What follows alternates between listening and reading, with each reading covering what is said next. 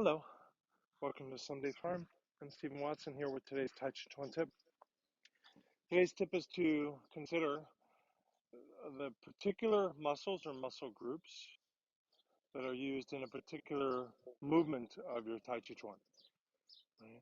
So maybe thinking of single whip and considering to yourself, well, okay, I know my arm extends here, so that's using my triceps, for example. Or I know in this place, my palm comes close to the body, so my biceps is being used, or the latissimus dorsi, or the whatever muscle you notice. And we could simply say, well, stretch that muscle some more, see what the difference is in your form after a while, which is fine. That's perfectly fine.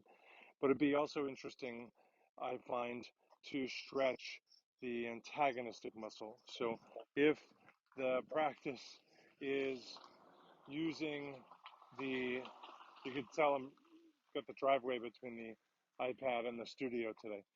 So if the practice is to have the agonistic muscle do something, and we discover that through studying a bit of anatomy and paying it close attention, then the practice here is to stretch the antagonistic muscle. So for example, if the movement is to bring the palm to the body, that's using the agonistic muscle, the biceps, right?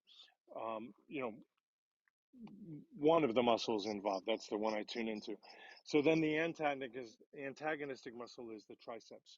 And then of course we have the lateral and the medial head, so we can think about that in terms of, are we stretching lateral or medial heads, the medial head being just under the lateral head as it approaches the elbow.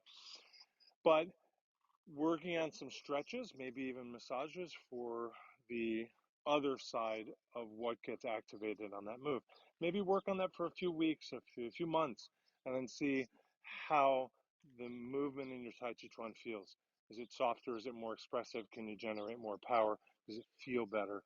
Is the range of motion different? Are you able to experience the same amount of pressure or expression with less tension? So thank you very much. Love.